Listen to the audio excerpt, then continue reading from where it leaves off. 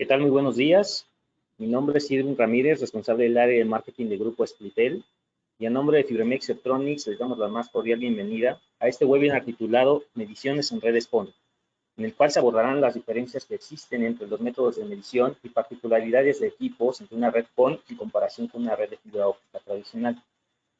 Esta sesión, como ya es costumbre, estará dirigida por el ingeniero Víctor Chávez, coordinador de entrenamiento de la marca Optronics, que con más de 5 años de experiencia impartiendo capacitaciones sobre soluciones de telecomunicaciones en los sectores de telecom, CATV, infraestructura y gobierno, y que durante los últimos meses ha participado activamente en este programa de seminarios virtuales que la marca Optronics ha traído para todos ustedes. Hola Víctor, muy buenos días, ¿cómo estás? ¿Qué tal, Irving? Buenos días a todos, bienvenidos nuevamente.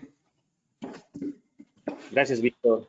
También para este tema contaremos también, con la participación especial del ingeniero Fernando Rodríguez, quien es ingeniero de infraestructura en redes de la marca Optronics. Cuenta con más de 10 años de experiencia como jefe de proyectos en instalación de redes de fibra óptica, cableado estructurado, redes PON y recientemente se ha desempeñado como ingeniero auditor y certificador de redes Optronics. Hola Fernando, muy buenos días, ¿cómo estás? Bienvenido a este programa de sesiones virtuales. Buenos días, Irving, ¿cómo estás? Bien, bien, gracias.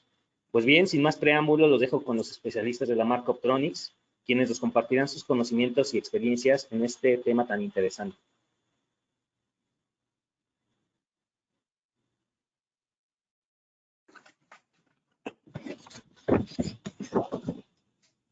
Hola, ¿qué tal? Buenos días. Mi nombre es Fernando Rodríguez. Como bien lo comenta mi compañero Irving, el día de hoy vamos a ver primero lo que es la parte de qué es una red óptica pasiva. ¿Cuáles son sus características? Las características de una red óptica pasiva es un tipo de red con una arquitectura pasiva de punto a multipunto.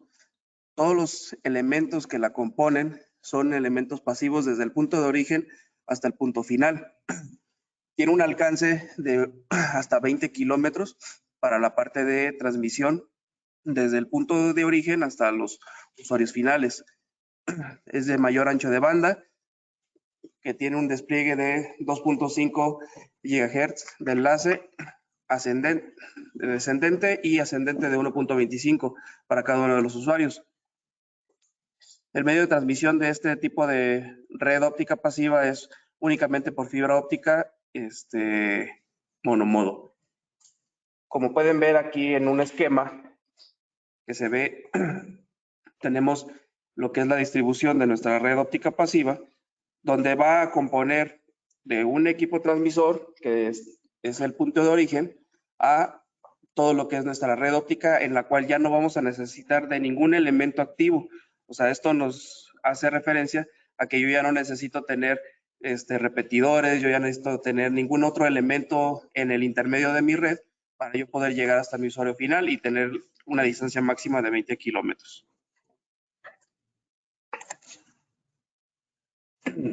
Si bien aquí pueden ver los elementos que la va a componer, en el inicio vamos a tener un equipo concentrador que es una OLT, que es Optical Light Terminal. Este equipo es el que va a iniciar la transmisión de la red de fibra óptica.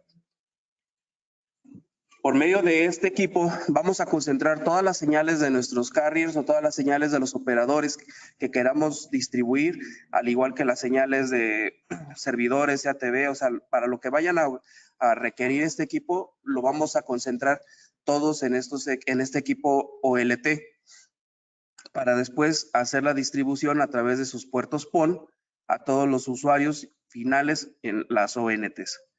Como punto intermedio vamos a tener todo lo que es la red pasiva, toda la red óptica pasiva o la red de distribución.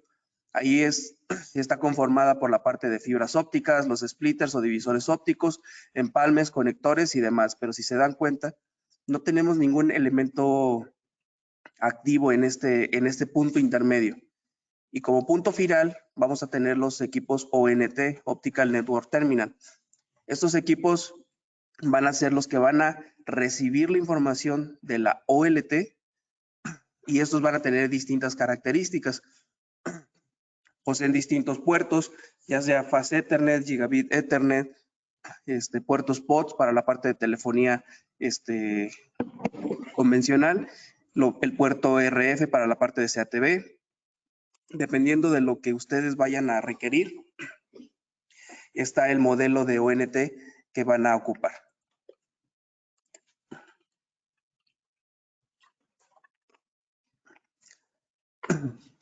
En un esquema de comunicación podemos verlo de esta manera. Este es un modelo sencillo de comunicación que tiene nada más 3 partes.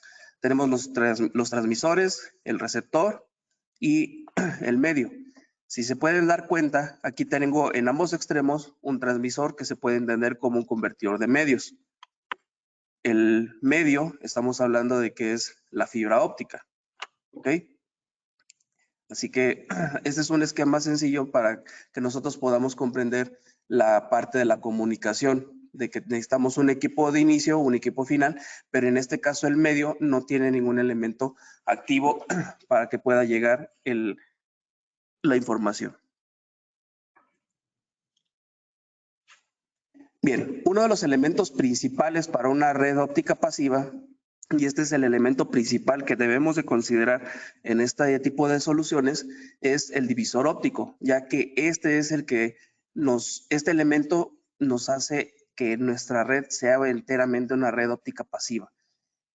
Es un divisor óptico donde tiene una salida y tiene una entrada, perdón, y un n número de salidas.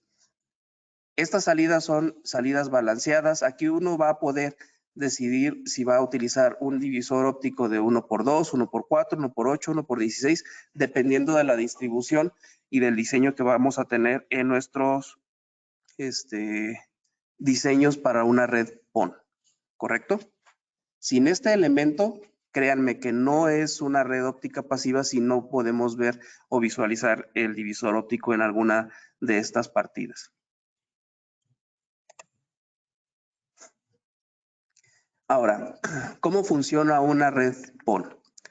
Aquí podemos ver en este esquema lo que es nuestra OLT, que va a recibir lo que son los servicios de Internet y todos los carriers y todos los servicios que vamos a estar enviando a nuestros usuarios finales.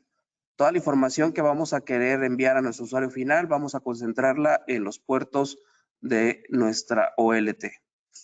Una vez que ya tengamos esta información, entonces ahora sí, vamos a hacer la transmisión a cada una de nuestras ONTs. Si se fijan, en cada una de nuestras ONTs que están del lado derecho, vamos a estar recibiendo los datos. Si bien van a estar enviándose la información a todas las ONTs de forma al mismo tiempo, cada una de nuestras ONTs va a estar configurada previamente para recibir solamente cierta información que le corresponda a esta ONT. La información se va a configurar desde la OLT. La OLT vamos a configurar ciertos perfiles para las ONTs. A pesar de que todas las ONTs estén conectadas y en línea a la OLT, eso no quiere decir que todas van a recibir exactamente la misma información. Si yo, por ejemplo, quisiera solamente enviar cierta información a la ONT1 o a la ONT2, pero que la ONT3 en adelante ya no reciban esa información, yo eso lo configuro desde un perfil en la OLT. Y así sucesivamente se va a estar enviando, recibiendo y enviando. Si a esta parte yo le quiero adjuntar la parte de transmisión de video, que ya estamos hablando de una solución CATV, si se fijan en la parte de abajo, tenemos lo que es un convertidor óptico y un equipo EDFA. Estos equipos son necesarios para la parte de la transmisión de señales de televisión o señal de video hacia un solo sentido, porque ahí en este caso la parte de CATV es la transmisión solamente del video, es hacia solo un sentido. En este caso, si se fijan, la parte de datos, que es toda la información que yo voy a estar transmitiendo por la OLT, solamente se va a ir por las longitudes de onda de 1310 y 1490. Pero cuando yo ya quiero añadir lo que es la parte de video, voy a utilizar la longitud de onda de 1550. Cuando yo adiciono este equipo EDFA a la solución de mi red PON por medio de un WDM, yo voy a estar enviando también la misma información a todos los equipos, pero de igual manera No todos los equipos van a ver la parte de la señal de televisión, porque eso yo lo voy a definir desde mi OLT. Yo lo configuro desde ese punto para que solamente los equipos que yo defina van a ver la información que yo les quiera proporcionar. Y esta información y esta configuración obviamente es modificable desde la OLT. ¿Ok?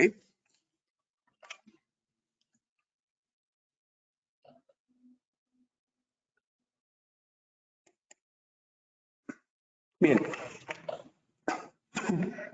Aquí tenemos un escenario en donde tenemos nuestra OLT y tenemos nuestro primer nivel de spliteo o nuestro primer nivel de división óptica. Nuestro primer nivel de división óptica, aquí por ejemplo, en este concepto, lo tenemos que considerar de que va a ser el primer escalón que vamos a tener para poder dividir la señal en el número de salidas. Aquí lo más ideal es, ustedes tienen que considerar, dependiendo de lo que tienen que distribuir, ustedes tienen que considerar hacer una división por zonas o por áreas, en las cuales van a dividir esas áreas grandes después en pequeñas áreas más pequeñas. ¿Ok? Aquí en nuestro primer nivel de spliteo tratamos de abarcar 4 zonas y luego estas 4 zonas van a tener un mayor número de pequeñas subzonas para poder distribuir la cantidad total de los equipos que voy a poder tener. Es importante que cuando hagamos nuestros niveles de spliteo, por lo regular solamente manejar 2 niveles de spliteo, ya que excedernos de 2 niveles de spliteo nos genera demasiada atenuación y esto va a tener consecuencia en mucha pérdida de la potencia. Y pese a que sí, el equipo tiene una capacidad de transmitir hasta 20 kilómetros, si se encuentra con mucha atenuación en el camino, obviamente este rango de 20 kilómetros se va a ir disminuyendo progresivamente entre mayor atenuación y mayores elementos se vayan encontrando en el transcurso de la red. Por ejemplo, aquí tenemos otra clase de ejemplos en nuestra distribución, donde, por ejemplo, pueden ver ustedes que tenemos un primer nivel de spliteo del lado izquierdo, en donde vamos a llegar a cada una de las zonas principales. De ese primer nivel de spliteo, que yo empiezo de 1 a 4 o de 1 a 3 o de 1 a 2, yo voy a llegar a un segundo nivel de spliteo, que es el que ya va a llegar a mi usuario final. Por lo regular, ¿cuál es la forma de que aquí se puede plantear?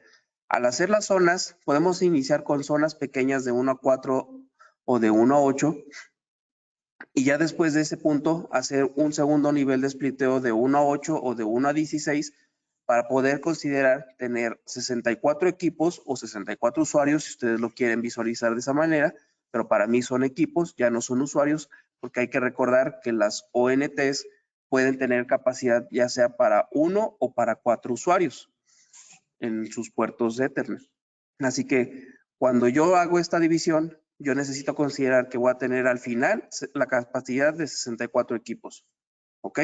Una vez que yo tengo estos 64 equipos, entonces ahora sí, en mi segundo nivel, yo voy a tener la capacidad de estos 64 equipos en esos puntos finales.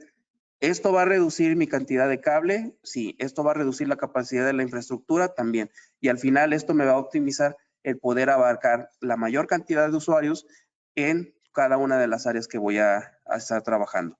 Lo mismo se ve en un escenario más urbano, como es el que está del lado derecho, en donde tenemos la distribución de lo que son los registros o las cajas de los postes, que es del carrier, a lo que son las casas habitaciones. Cada una de estas casas o cada una de estas cierres de empalme están ubicados en ciertas zonas de cada una de las calles o cada una de las cuadras para que ésta tenga la capacidad de suministrarle en el número de servicios a los usuarios finales. Estas cajas obviamente están ubicadas o se tiene que planear esa ubicación para poder abarcar la mayor cantidad de la ciudad o de la zona metropolitana en este segundo nivel. Si quisiéramos hacer un tercer nivel de spliteo, ahí es muy poco recomendable, a menos de que cuando hagas tú un cálculo de atenuación te des cuenta que todavía tienes suficiente para poder hacer un tercer nivel de spliteo, ok, pero lo más recomendado es no hacer más de 2 niveles de spliteo.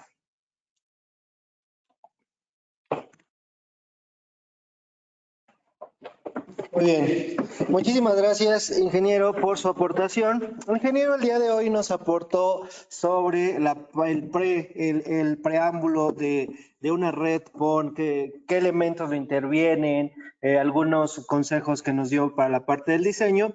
Ahora vamos a entrar un poquito más en materia sobre la parte de mediciones. ¿Qué puedo medir en una red, en especial en una red óptica pasiva? Bueno, en una red de fibra óptica, cuando cuando la red ya está conectada a un equipo activo o a una fuente de luz, vamos a poder medir la potencia que llega al final de esa red óptica o en un intermedio, cuánta potencia está llegando con respecto a la potencia de salida del transmisor o de esa fuente de luz. La potencia óptica la vamos a encontrar en unidades como dBms, que es una unidad logarítmica, o una unidad decimal, que es miliwatts. Regularmente los equipos activos y la parte de las fuentes de luz vienen especificadas en dBms. Por lo tanto, para yo realizar una correcta medición, debo de identificar las unidades correspondientes a la magnitud que quiero medir. De lo contrario, estaría realizando una medición inadecuada. Con respecto a la atenuación, que es uno de los factores, de los conceptos que más relacionamos con la parte óptica, bueno, la atenuación es la relación de la potencia de entrada y salida en un sistema, o viéndolo de manera logarítmica matemática, la atenuación está definida por 10, logaritmo base 10 de la potencia de salida entre la potencia de entrada. Y efectos de regreso de luz cuando está interviniendo un medio físico ajeno al núcleo. Bueno, cuando pasa esto, hay una disminución de potencia luminosa, que es atenuación o pérdida por inserción, y también hay un regreso de luz a través del mismo núcleo, lo cual debemos de cuidar que ese regreso de luz sea lo más bajo posible, ya que ese regreso de luz va a retornar, valga la repetición de la palabra, a su origen, que en este caso sería el transmisor. Y el transmisor no está diseñado para recibir, sino para enviar potencia luminosa. ¿Ok? Entonces, si regresa al transmisor una potencia luminosa alta, este puede sufrir algún daño, o si no, ya no un daño, bloquearse por efectos de protección. Bien, una vez que ya definimos la parte de las unidades, vamos a ver qué podemos medir o qué elementos podemos medir en una red de fibra óptica, en especial una red óptica pasiva. Nuestro estándar de medición TIA 526 nos recomienda que realicemos la medición en 3 momentos de nuestra implementación. Uno es previo a la instalación, donde debemos de validar que los elementos como fibra óptica, conectores, jumpers, divisores ópticos, etcétera, tienen los parámetros adecuados de atenuación, ya que si estos elementos no tienen los parámetros adecuados de atenuación, pues no tendría caso instalarlos, porque tendríamos que retirarlos posteriormente ya en el momento de la certificación. Entonces, vale la pena invertir un poco de tiempo en medir de manera independiente los elementos para garantizar que esos elementos que van a integrar a mi enlace de fibra óptica están en óptimas condiciones, están íntegros. Posteriormente que ya identifiqué que mis elementos que voy a instalar están funcionando de manera adecuada, tienen los parámetros adecuados de atenuación, bueno, los voy a instalar. Pero el valor de atenuación del elemento antes de la instalación y ya durante la instalación deben de ser los mismos. Si esto varía, aumenta la atenuación del elemento ya instalado, pues esto quiere decir que mi instalación está ocasionando esa atenuación adicional. Por lo tanto, yo tendría que indagar qué puede estar pasando. A lo mejor un radio de curvatura excesivo, un aplastamiento, etcétera.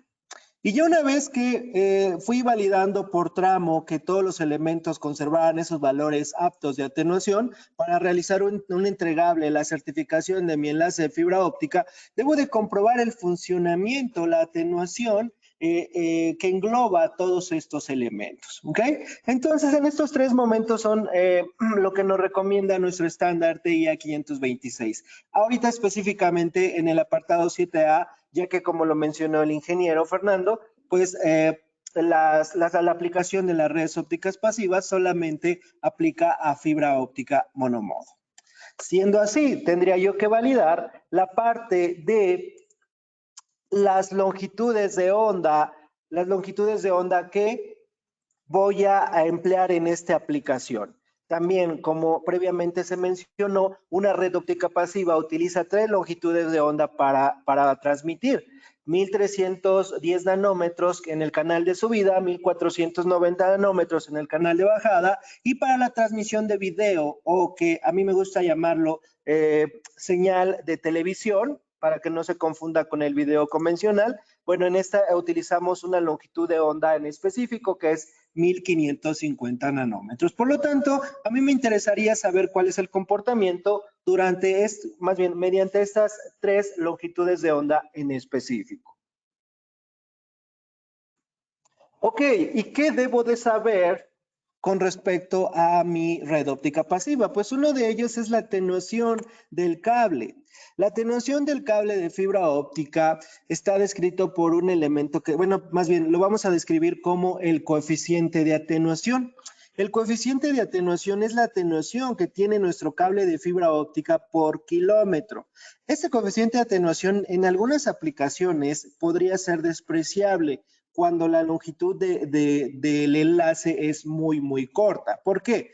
Si nos basamos en lo que nos dice nuestro estándar ANSI TIA 568.3-D, aquí nos hace la especificación de que no importa en qué longitud de onda esté transmitiendo, sino el tipo de cable que estoy empleando.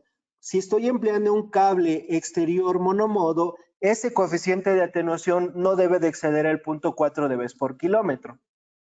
Si estoy utilizando un cable interior, este no debe exceder el 1 dB por kilómetro. Y si estoy utilizando un cable interior-exterior, el coeficiente de atenuación no debe de exceder el 0.5 dB por kilómetro, sin importar la longitud de onda en la cual yo estoy transmitiendo. Sin embargo, los parámetros de atenuación que nos definen los estándares son parámetros, máximos. Si nosotros nos vamos a la especificación, por ejemplo, de Optronics, nosotros en todos nuestros tipos de cable, ya sea interior o interior-exterior, que es su tercera versión, bueno, el coeficiente de atenuación no excede el 0.36 dB por kilómetro. Y en 1550 no excede el 0.24 dB por kilómetro. Entonces estamos por debajo de lo que nos define el estándar. ¿Qué sería lo adecuado? Bien. Ok. Posteriormente, algunos otros elementos que intervienen en mi red óptica pasiva son los empalmes de fibra óptica, sin importar qué tipo de fibra óptica sea, aunque mencionamos, nos vamos a enfatizar en la parte de la fibra monomodo, pues nuestro estándar también 568.3-D nos dice que sin importar qué tipo de empalme, porque recuerden que tenemos empalmes mecánicos y empalmes por fusión, el valor máximo de un empalme de fibra óptica no debe de exceder el 0.30 dB por cada uno de los empalmes. ¿Bien? Otro elemento que puede intervenir en mi red óptica pasiva son las acoplaciones, que es la unión entre dos conectores. Bueno, esta pérdida por inserción o esta atenuación que ocasiona esa alineación mecánica no debe exceder el 0.75 dB por cada acoplación. Posteriormente tenemos conectores solitos. Un conector solito lo vamos a encontrar al inicio y al final de nuestro enlace. También basado en TIA 568, la pérdida por inserción o la atenuación que me debe de respetar cada conector, sin importar qué tipo de conector sea, SC, ST, E2000, FCLC, etcétera, su atenuación no debe exceder el 0.30 dB por cada conector. En cada enlace vamos a tener 2 conectores, uno al inicio y otro al final. En este caso, en este slide podemos ver que existen diferentes tipos de conectores, aunque en una red óptica pasiva lo más convencional es encontrar conectores SC, el conector cuadrado. Pero este conector cuadrado lo podemos encontrar, los que ya han trabajado con este tipo de aplicaciones, en 2 colores, en color azul o en color verde. ¿Y qué quiere decir ese color o qué me indica? Bueno, me indica el tipo de terminación o tipo de pulido que tiene ese conector. En el proceso de conectorización, la fibra óptica es introducida en la parte trasera del conector y ese excedente se elimina, el excedente de fibra que sobrepasa la cara de la férula se elimina, y para garantizar que la fibra y la cara de la férula queden al mismo nivel, Bueno, estos elementos, estos conectores son sometidos a un proceso de desbaste. A ese proceso de desbaste se le llama pulido. En el caso de la fibra óptica monomodo tenemos dos variantes, el pulido UPC, que basado en TIA 568.3-D nos dice que el conector monomodo que tenga una terminación UPC va a tener los elementos que conforman el conector de color azul, ya sea la pura bota, ya sea el cuerpo, ya sea el housing, en el caso del conector SC. Mientras que si mi conector tiene fibra óptica monomodo, pero el conector tiene una terminación angulada, ese ángulo de aproximadamente 8 grados, los elementos que conforman el conector van a ser de color verde. Ahora bien, ¿para qué tengo dos tipos de terminaciones para un mismo tipo de fibra? ¿En qué me va a ayudar? Bueno, antes de pasar a eso, tenemos que tener siempre en consideración que los conectores en color verde siempre van con otro conector en color verde. Nunca acoplarlos con un conector que no sea verde, porque vean, en este ejemplo que tengo un conector SC con terminación APC y un conector SC con pulido UPC, ambos son monomodo, ambos son conector SC, por lo tanto, de primera impresión diríamos, son compatibles o deben de ser compatibles. Pues no es así, porque vean la alineación de las dos férulas, cómo quedan en el interior del acoplador. Bien, por lo tanto aquí esto me va a implicar que salga más cantidad de potencia luminosa, es decir, atenuación, y que entre mayor cantidad de aire. Por lo tanto, el regreso de luz a través del mismo núcleo hasta el transmisor va a ser muy grande, a comparación de esta acoplación de dos conectores con terminación APC, donde su pérdida por inserción debe de estar por debajo del 0.75 dB y su reflectancia va a depender de dicha terminación, donde, basado en Telcordia GR326, tenemos que para una acoplación con conectores pulido UPC, es decir, conectores azules, la reflectancia no debe de exceder el menos 55 dB. Para una acoplación con conectores con terminación APC, es decir, conectores verdes, la reflectancia no debe de exceder el menos 65 dB. Entonces, ¿cuál uso? ¿Un azul o un verde? Pues esto va a depender del tipo de aplicación, porque una terminación UPC me ofrece una reflectancia mucho más grande, aproximadamente 10 veces más grande que lo que me regresa una acoplación con conectores verdes, con terminación APC.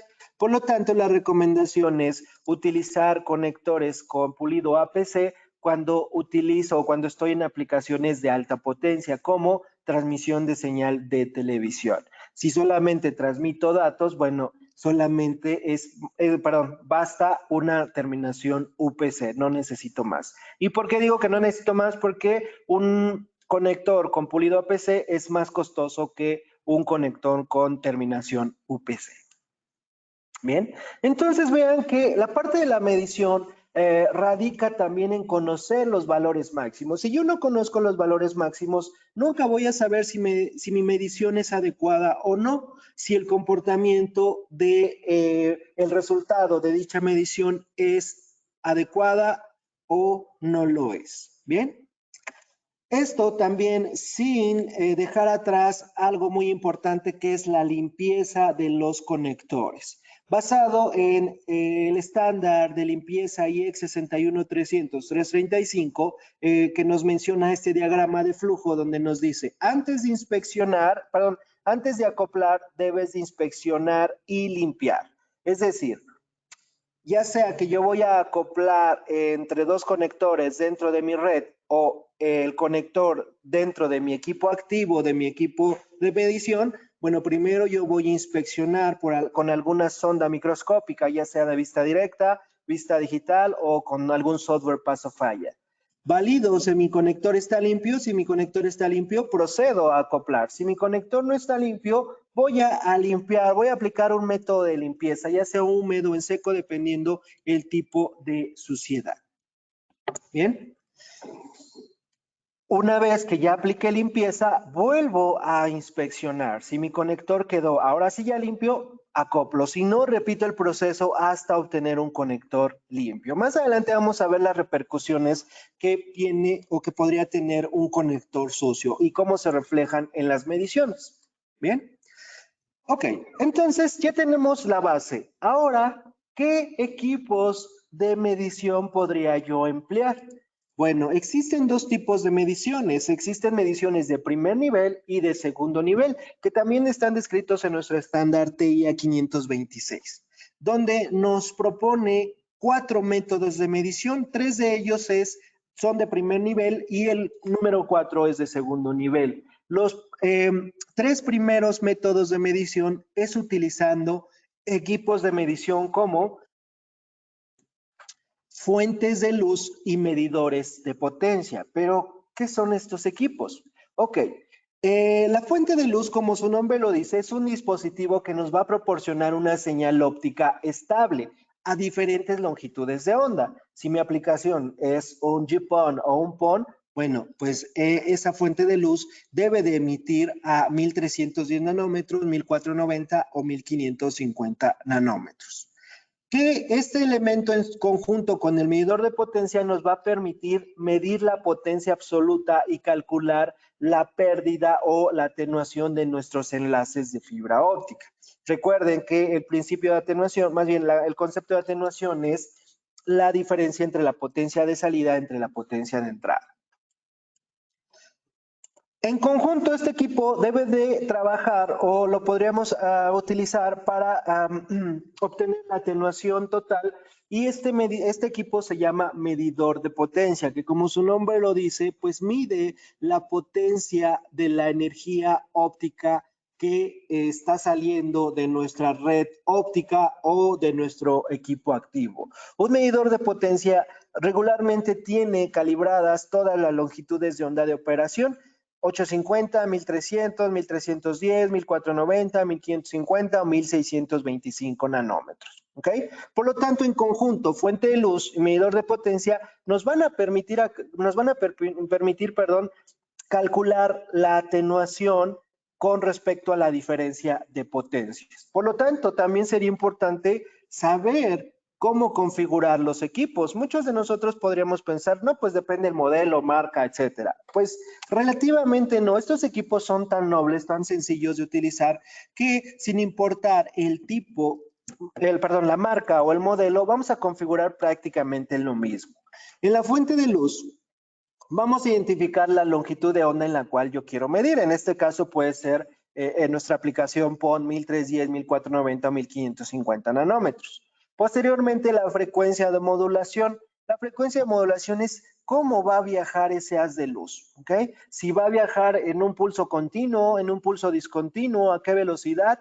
Entre más frecuencia, más alta sea la frecuencia de modulación, los pulsos van a ser más rápidos, ¿ok? Para nuestros métodos que nos describe nuestro estándar TIA 526, nos indica que la frecuencia de modulación que yo debo de configurar en mi fuente de luz es a 0 Hz, un haz de luz continuo. Y listo, eso es todo lo que yo tengo que configurar en mi fuente de luz. Solo la longitud de onda y la frecuencia de modulación. Posteriormente nos vamos a nuestro medidor de potencia, donde debemos de configurar la longitud de onda, la misma que yo configuré en mi fuente de luz. Ojo, punto crítico, ya que si yo configuro longitudes de onda diferentes en los equipos, pues no estoy midiendo de manera adecuada. Posteriormente, voy a configurar en mi medidor de potencia las unidades. El medidor de potencia tiene configuradas 3 unidades: watts, dBms y dBs. ¿Ok? Bueno, para este caso, para replicar los métodos de medición que nos describe TIA 526, nuestro medidor de potencia debe de estar configurado en dBs, decibeles. ¿Bien? Y listo. Eso es todo lo que yo tengo que configurar en mis equipos. Realmente sencillo, ¿no? Bueno, ahora, ¿cómo realizo la medición? Pues eso va a depender de qué elemento quiero medir y ¿cuántos jumpers de referencia voy a utilizar? Nuestros 3 métodos de primer nivel de medición descritos por TIA 526 nos indica que puedo utilizar un jumper de referencia, 2 jumpers de referencia o 3 jumpers de referencia, dependiendo qué elemento o elementos de mi enlace quiero medir. Nos dice TIA 526, si tú quieres medir solamente el conector inicial o final de tu enlace, utiliza el método número 1, donde solamente vas a emplear un jumper de referencia. Un jumper de referencia es un cable de fibra óptica conectorizado en ambos extremos con baja atenuación. ¿Para qué? Para que esa atenuación que genera ese jumper no afecte a mi medición, porque realmente la atenuación del jumper de referencia no es de mi incumbencia. Realmente, como no pertenece al enlace, pues no necesito yo saber su valor de atenuación, pero sí podría afectar mi medición. Por lo tanto, en resumen, si yo quiero medir un conector a la vez, debo de utilizar un jumper de referencia, donde nos dice el estándar. Coloca tu jumper de referencia, una punta en tu fuente de luz y otra punta en tu medidor de potencia. Ahí el medidor de potencia está midiendo ya la potencia que sale de la fuente de luz menos la atenuación que genera ese jumper, pero quedamos que el valor de atenuación de ese jumper no me es importante. Por lo tanto, cuando yo presione el botón ref de mi medidor de potencia, el valor que está mostrando en el display se va a ir a 0. Es decir, ese valor lo toma como potencia de entrada y lo guarda en algún lugar de su memoria. Posteriormente dice el método, ya una vez que referenciaste, ahora realiza la medición. Para realizar la medición, retira la punta de tu jumper de referencia y en su lugar, retira la punta del jumper de referencia que se encuentra en el medidor de potencia y en su lugar ingresa tu enlace, donde en este método lo que va a medir es el conector que se encuentra conectado con el jumper de referencia. Oye, ¿qué pasa si quiero medir el otro conector? Pues simplemente volteo el enlace o cambio de posición los equipos. Es decir, nuestro método número 1 nos permite medir, nuestro método número 1 utilizando un jumper de referencia nos permite medir un solo conector a la vez. ¿Bien? Para eso nos sirve el método número 1. Vamos con el método número 2. El método número 2 nos dice que vamos a utilizar 2 jumpers de referencia. Replicamos el método, conectamos nuestro jumper número 1 a nuestra fuente de luz, nuestro jumper número 2 a nuestro medidor de potencia y con la ayuda de un acoplador unimos nuestros 2 jumpers. Ya una vez que tengo unidos mis 2 jumpers de referencia, presiono el botón ref o 0 o como venga identificado en el modelo de estos equipos que ustedes tengan. Para después abrir donde uní mis 2 jumpers de referencia y en su lugar meto mi enlace. Ok, cuando yo hago referencia prácticamente le digo a mi medidor de potencia, ya no me tomes en cuenta el valor de atenuación de esta acoplación y de esta acoplación. Vamos a encontrar esos elementos que acabo de identificar ahora ya en la medición. Recuerden, de aquí para acá es referencia, de aquí para acá es medición. Ahora, esta acoplación que está aquí, la encuentro acá. Esta acoplación la encuentro del lado derecho, de este lado. La acoplación de los 2 jumpers de referencia, la mitad se encuentra aquí y la mitad se encuentra acá. Por lo tanto, en el método número 2, utilizando 2 jumpers de referencia, voy a poder medir el conector inicial, el cable y el conector final, mi enlace de punto a punto. Eso es lo que me va a permitir medir con el método número 2 utilizando 2 jumpers de referencia. Posteriormente, vamos al método número 3, que es utilizando 3 jumpers de referencia. Coloco mis 3 jumpers de referencia como lo muestra el esquema y presiono el botón Ref para que este valor se vaya a 0. Posteriormente, retiro mi jumper número 3 y lo dejo aquí a un ladito y en su lugar meto mi enlace. Cuando yo hago referencia, le digo a mis medidores, no me tomes en cuenta esta acoplación, toda esta acoplación, toda esta acoplación y toda esta acoplación. Vamos a identificarlas acá, acoplación, acoplación, acoplación y acoplación. ¿Qué pasa? En el método número 3, utilizando 3 jumpers de referencia, me permite medir solamente la fibra, solamente el cable de fibra óptica. ¿Se dan cuenta que la combinación de los diferentes jumpers de referencia me da lugar a poder medir uno o varios elementos de mi enlace? Ok, suena complicado, ¿no? Suena complicado, pero pues anteriormente era la única opción que teníamos. Por lo tanto, se comenzaba con el método número 2, donde yo medía de punto a punto mi enlace. Si obtenía un valor alto, ¿qué pasaba? No sabía si se trataba de atenuación alta por los conectores o atenuación alta por el cable. Entonces, replicaba el método número 1 para validar la pérdida por inserción de cada uno de mis conectores. No, pues todo está bien, todo está por debajo de punto 30. Ok, me iba al método número 3 para ahora validar la atenuación de la fibra. ¿Ok? Entonces, combinando estos diferentes métodos, me permitía a mí identificar dónde podría estar la falla. En el caso de que mi cable si estuviera atenuado, ok, pues ahí ya me veía limitado con estos equipos porque ya no me podía ayudar a identificar qué puede estar pasando. ¿Bien?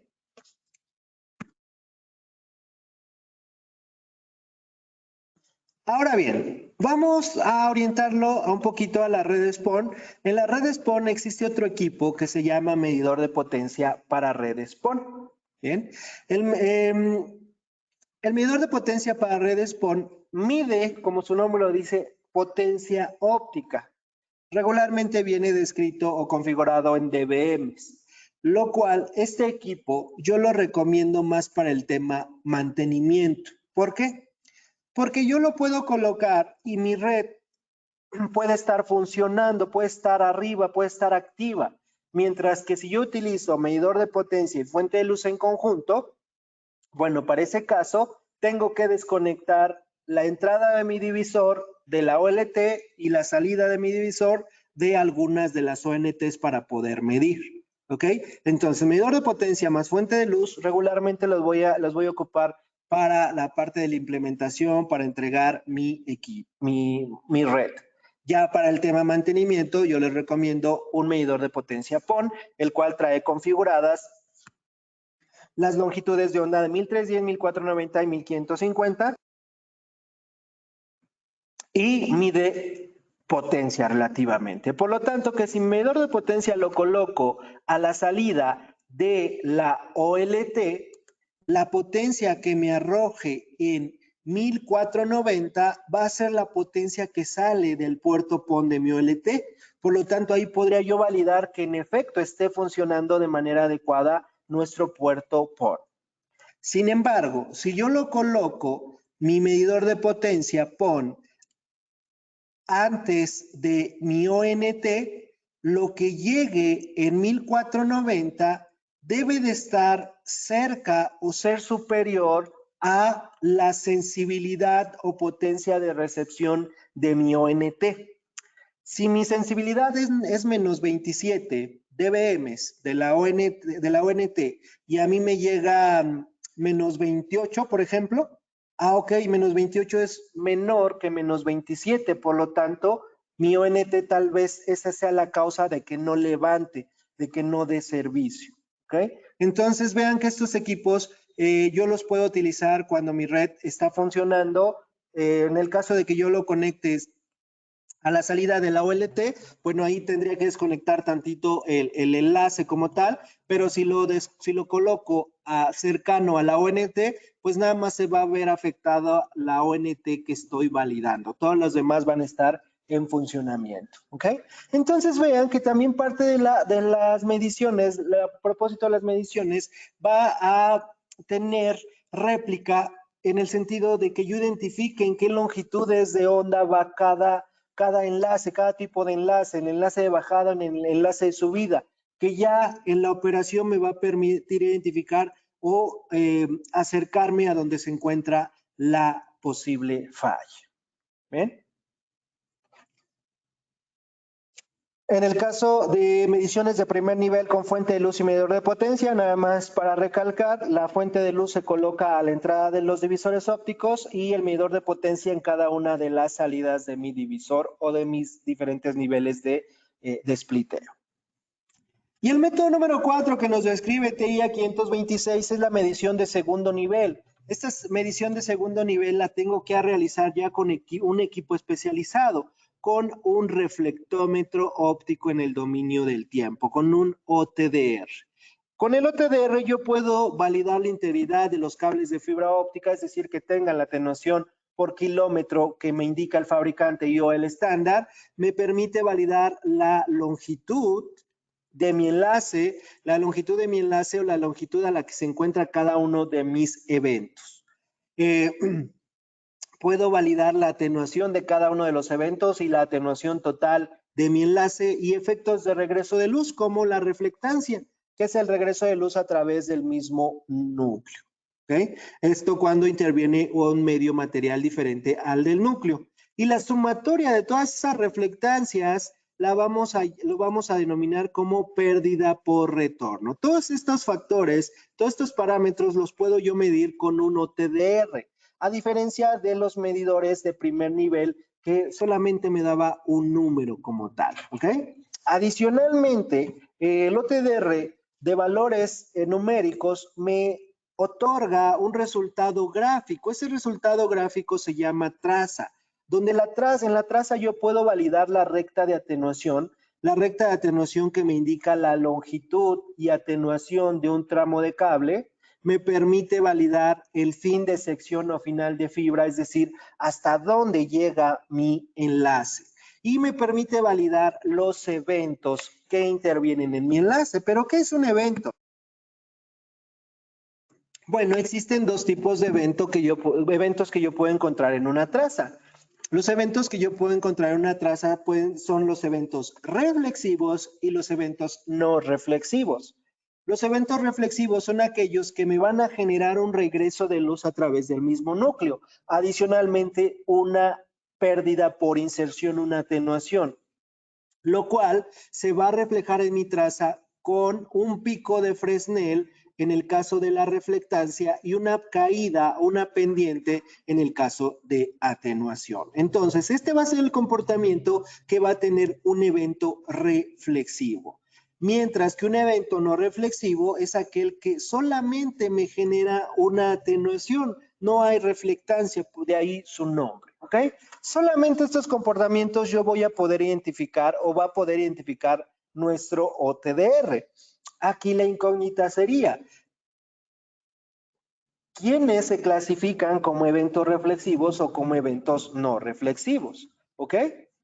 Bueno, vamos a hacer la clasificación. Un evento reflexivo es una acoplación. ¿Por qué? Porque la intervención de este gap que existe entre las dos férulas ocasiona que entre aire y haya un regreso de luz a través del mismo núcleo. Los empalmes mecánicos. En el empalme mecánico, en el interior, para que haya esa alineación mecánica, existe un elemento que se llama gel de alineación y o coincidencia, el cual está fabricado de otro material diferente a el del núcleo, por lo tanto me ocasiona reflexión. Y finalmente el fin de fibra o fin de sección, que es el punto donde hay mayor cantidad de regreso de luz. En el fin de fibra se regresa hasta el 4% de la potencia total que yo inyecté o que yo estoy inyectando desde mi OTDR. ¿Ok? Resumen, los eventos reflexivos son una acoplación, un fin de sección y un empalme mecánico. Mientras que los eventos no reflexivos son donde no interviene algún otro medio material diferente al del núcleo, como lo son los empalmes por fusión. La alineación que tienen las fibras es muy precisa y en el proceso de descarga eléctrica que generan los electrodos, independientemente qué tipo de fusionadora tengan, de alineación por núcleo o por revestimiento, en ambos casos funde el revestimiento de nuestro hilo de fibra óptica, por lo tanto cuando se enfrían quedan soldados. Y en una curvatura, las curvaturas solamente generan atenuación porque el ángulo de incidencia que está ocasionando que el haz de luz viaje a través del núcleo rebotando gracias a la reflexión interna total, cuando hay una curvatura, ese ángulo cambia y en lugar de que se siga reflejando por las paredes internas del núcleo, se refracta, se sale al revestimiento. ¿Okay? Y por eso tengo una pérdida de potencia. Bien, entonces, una vez que yo ya identifiqué el comportamiento de los dos posibles eventos reflexivos y clasifiqué, los dos posibles eventos en una traza de OTDR y clasifiqué quiénes entran como evento reflexivo y quiénes entran como evento no reflexivo, con eso y más valores máximos para cada uno de ellos, que ya los vimos anteriormente, con eso yo puedo estar interpretando trazas, detectando y por lo tanto resolviendo fallas en un enlace de fibra óptica. Ahora bien, vamos a llevarlo al tema red óptica pasiva. La única diferencia de una red tradicional versus una red óptica pasiva en la medición de con un OTDR, una medición de segundo nivel, pues es que el OTDR se debe de colocar a las salidas del divisor óptico, nunca a la entrada. ¿Por qué? Porque el OTDR funciona con base a la luz que regresa, ¿vale? A la luz que se refleja. Si yo coloco mi OTDR a la entrada, aquí va a haber una división, va a tener 4 caminos, por lo tanto voy a tener 4 regresos de luz. ¿A quién le hace caso? El OTDR se va a confundir y nos va a mandar, en lugar de detectar un evento que sería mi divisor óptico, me va a detectar el divisor óptico más 3 eventos más. Por lo tanto, eso sería una medición inadecuada. Por lo tanto, recuerden, una red óptica pasiva se realiza la medición de salidas a entradas. Bien. Ahora, ¿cómo comprobar que la medición es correcta? Pues yo necesito saber el presupuesto de atenuación que tiene mi red óptica pasiva. Bien, la medición del budget óptico es la sumatoria de todas las atenuaciones que tengo en mi enlace, atenuaciones por cada divisor, por empalmes, por acoplaciones, por conectores, por cable de fibra óptica, ¿ok? Entonces, yo antes de realizar una medición debo de saber cuál es mi valor esperado. Si yo no sé cuál es mi valor esperado, pues estaría un poco perdido. No sabría si la medición que me arroja mis equipos es la adecuada. Aquí, agregando a las redes ópticas pasivas, también sería importante saber cuál es la atenuación por cada divisor. Dependiendo las salidas que tenga mi divisor, por cada factor de división en 2, yo tengo una pérdida, una atenuación de 3 dB. Por lo tanto, en resumen, no vamos a profundizar porque es un tema bastante amplio que seguramente lo veremos en alguno de otros de nuestros seminarios. Bien, en resumen, tenemos que un divisor óptico 1x2 tiene una atenuación teórica de 3 dB, 1x4, 6, 1x8, 9, 1x16, 12, 1x32, 15 y 1x64, 18 dB. Dejando solamente el factor de división hasta 64 porque GPON se basa en ITU 984 donde el factor de división máximo es hasta 64 salidas. Ejemplo de el presupuesto de atenuación en una red óptica pasiva, pues el número de empalmes por la atenuación máxima de empalmes, el número de acoplaciones por la atenuación máxima de acoplaciones, el número de conectores por la atenuación por cada conector, el número de divisores dependiendo su salida Y la sumatoria de todos estos nos va a indicar cuál es la atenuación que voy a tener en mi canal. Misma que debe de ser igual o por debajo de la medición que yo realice. Si esa medición que yo realice, independientemente de primero o segundo nivel, si está por encima de esto, ok, hay problemas. Tendríamos que identificar qué es. Cable, acoplaciones, limpiezas, etcétera. Bien. Y para finalizar, para que vean el impacto de la suciedad en una medición y sobre todo en el desempeño de nuestras redes, ya sea redes tradicionales o redes ópticas pasivas, es la suciedad. Veamos rápidamente. Esta traza nos indica que en el evento 1 es una acoplación limpia. ¿Dónde esta acoplación limpia? Vean, el pico de Fresnel es relativamente pequeño y la pendiente es muy leve, prácticamente no se ve. Vamos a números. Me dice que esa acoplación limpia tiene una pérdida de 0.25 dB. Por debajo de 0.75, ok, por lo tanto es aceptable. Y la reflectancia de esta acoplación es de menos 67.5 dB. Menos 67.5 dB es una magnitud menor a menos 65 dB, que es la reflectancia máxima de un pulido APC. Por lo tanto, sin conocer la red, yo podría decir que esta acoplación es de conectores verdes, de conectores con pulido APC. Por lo tanto, está aceptable. Bien, caso contrario, la acoplación número 3 nos dice que es una conexión sucia. Y veamos cómo está de grande el pico de Fresnel y la caída, la pendiente. O sea, de manera visual es muy evidente esto versus la tercera acoplación. Bien, ahora vamos a números. Nos dice que tengo una pérdida de 4.87 dB. Este enlace seguramente se cayó porque recuerden que tener una atenuación de 3 dB es prácticamente perder la mitad de la potencia óptica. Y reflectancia, menos 32.5. Si acá deduje que tengo una acoplación APC, menos 32.5 para menos 65, pues menos 32.5 es 30 veces más grande que menos 65. Por lo tanto, hay mucho regreso de luz que podría afectar a el transmisor. ¿Y todo por qué? Vean la cantidad de suciedad que tengo en el núcleo, relativamente muy poca, ¿vale? Aquí vemos este círculo en color blanco, es una fibra monomodo y basado en IEC 61300-335 no permite ninguna suciedad, ninguna rayadura, ninguna partícula dentro de la zona crítica, que es la zona del núcleo, aplicable solamente para monomodo.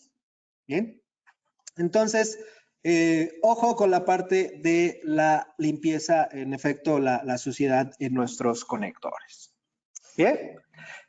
Y bueno, con esto finalizamos la participación. Cabe resaltar que fue a grandes rasgos. Si alguno de ustedes tiene mayor interés en equipos de medición, en la forma de realizar una medición de una red óptica pasiva en específico, bueno, no duden en acercarse con nosotros. Dentro de la presentación se encuentran nuestros datos, ya sea que el ingeniero Fernando o un servidor los llegue a apoyar. Presentación que se les va a hacer llegar vía correo electrónico en un correíto de agradecimiento. Les van a entregar la presentación en formato PDF, la grabación de este seminario y seguramente información que les va a ser de utilidad.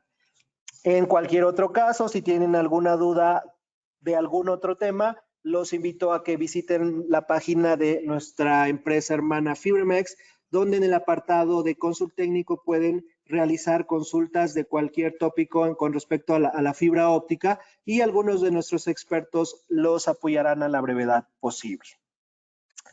Y finalmente, bueno, nada más que agradecer la participación, que nos sigan en nuestras redes sociales.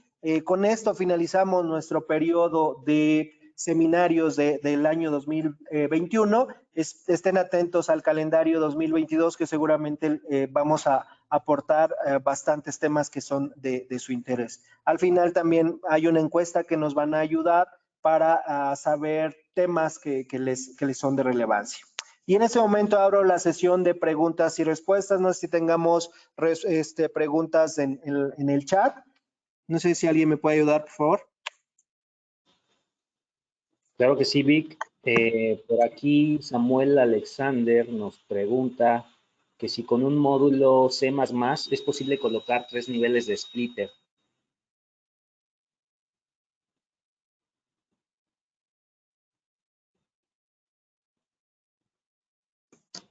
Sí, claro. Sí, para esa cuestión tenemos que considerar la potencia que tiene nuestro módulo.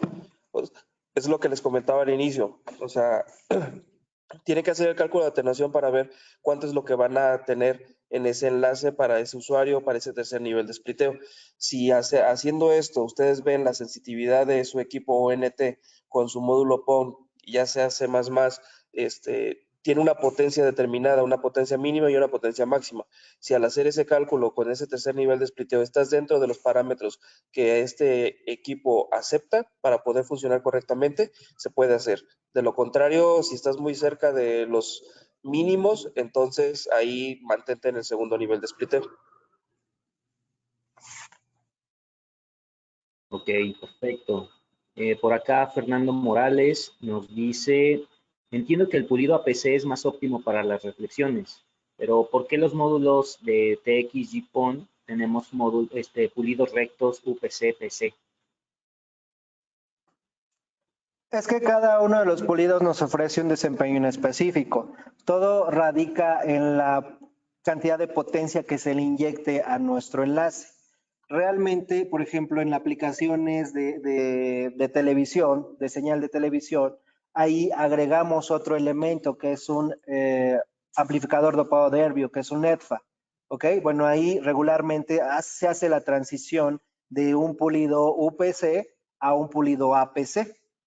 Pero sí, regularmente nuestros equipos, nuestros módulos POR o nuestras ONTs tienen pulidos UPC. Una, porque es un pulido más fácil de realizar. Dos, tiene menor, es menos propenso al daño. Es más fácil manejar un pulido plano que un pulido angulado.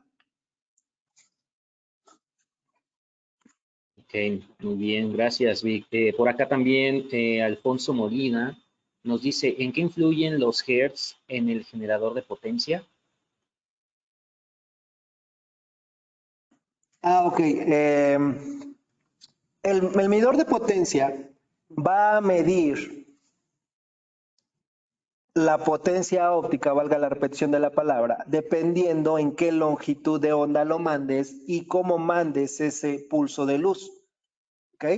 Entonces, si yo pusiera mi fuente de luz a 1 kilohertz o 2 kilohertz, mi medidor de potencia tendría que estar configurado a esos hertz, a la misma velocidad, ¿vale? Para poder medir lo que está mandando la fuente de luz a determinada frecuencia de modulación. Si se dieron cuenta, yo no configuro la frecuencia de modulación en el medidor de potencia, solamente en la fuente de luz. ¿Por qué? Porque por default el medidor de potencia va a medir solamente lo que venga o el haz de luz que venga a 0 Hz, a un pulso continuo, no un pulso discontinuo. Existen equipos para aplicaciones en específico donde yo le puedo configurar o ya trae una frecuencia de modulación preestablecida. En ese caso, ya yo cambio en la fuente de luz la frecuencia de modulación para que mida el medidor de potencia, la intensidad luminosa en esa frecuencia de modulación en específico.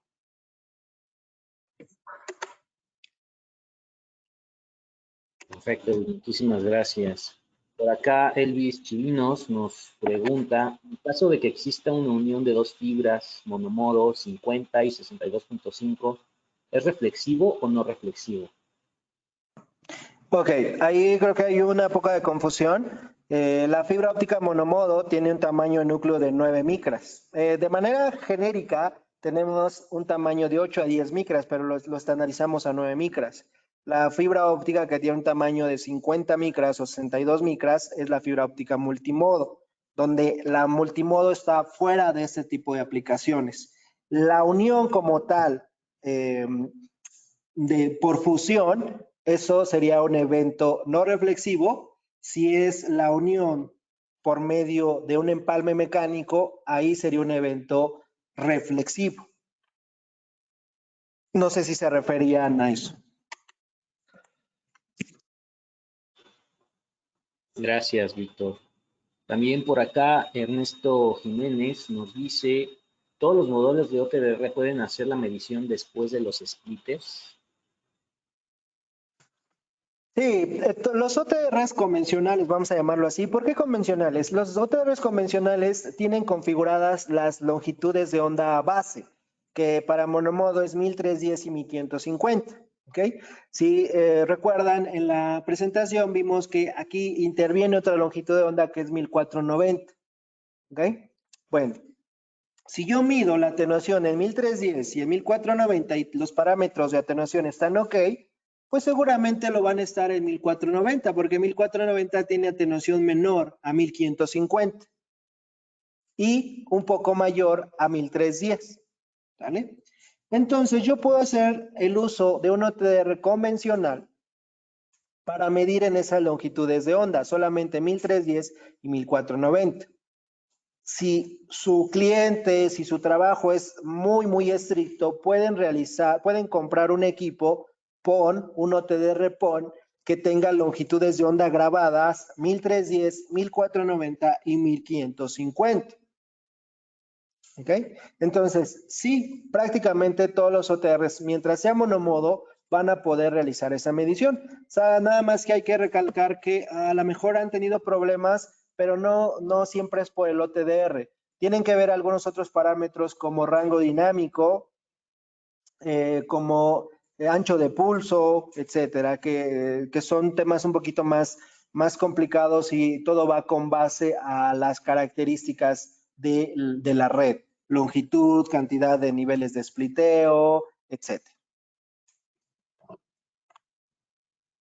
Gracias, Víctor. Por acá, Marcos Sánchez nos pregunta, ¿por qué algunos dicen que GPON soporta 64 equipos por puerto PON y otros dicen que soporta 128 equipos por puerto PON? Bien, aquí la cuestión es, basándonos en el estándar, es la división de 1 a 128. Pero ahí, bajo este estándar, está 1 a 128 equipos, pero son a velocidades fast Ethernet a todos los usuarios finales o todos los dispositivos finales que vas a tener conectados. Aquí, para la parte de Gigabit Ethernet, está a 1.64 para poder disminuir a la mitad la capacidad del módulo PON, pero poder garantizarle al menos la transmisión a Gigabit al usuario final. Por eso es la única división de 1.64, pero los módulos PON como tal, ya sea el clase B o el clase C o el clase C+, tienen la capacidad de división de 1 a 128. Pero se queda a 1.64 para la parte de Gigabit. Muchísimas gracias, Fer. Por aquí, Abel Aquino nos pregunta, ¿cuál es la reflectancia máxima permitida en una red FTTH? La reflectancia va a depender del tipo de pulido. Mencionábamos que con base a Telcordia GR326, dependiendo el tipo de pulido, si tengo un pulido UPC, la reflectancia máxima es menos 55 dB por cada evento reflexivo. ¿Okay? Y para un pulido APC, la reflectancia máxima es menos 65 dB. ¿Okay?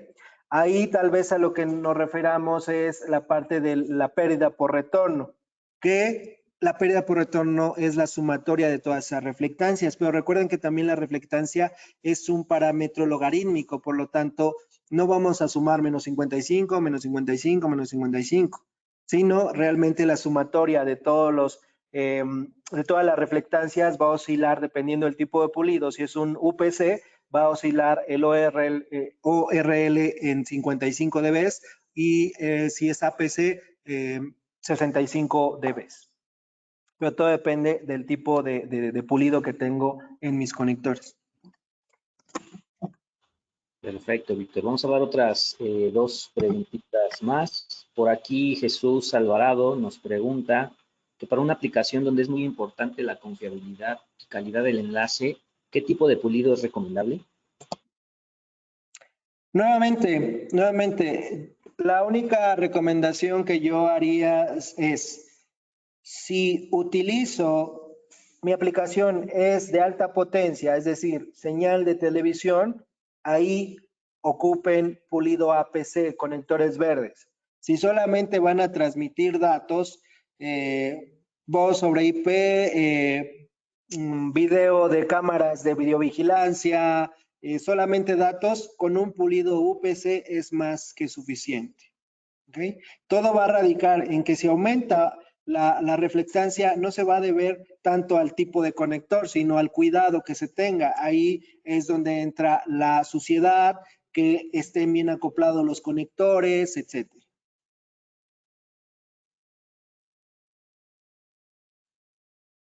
Gracias, Víctor. Aquí Miguel nos pregunta, ¿podemos usar los mismos equipos para realizar mediciones o mantenimiento en redes desbalanceadas? Sí, sí, realmente en la parte de los divisores ópticos o splitters desbalanceados, pues la única diferencia es de que en una o en alguna de las salidas va a salir mayor cantidad de potencia que en otras. Entonces, dependiendo del factor de división en cuanto al desbalanceo, pues yo debo de conocer en qué salidas o en qué ramificaciones voy a tener más o menos potencia. Por lo tanto, el equipo de medición no le interesa eso. Él va a decir, yo estoy recibiendo tanto de potencia, tú dime si es correcto o no lo es.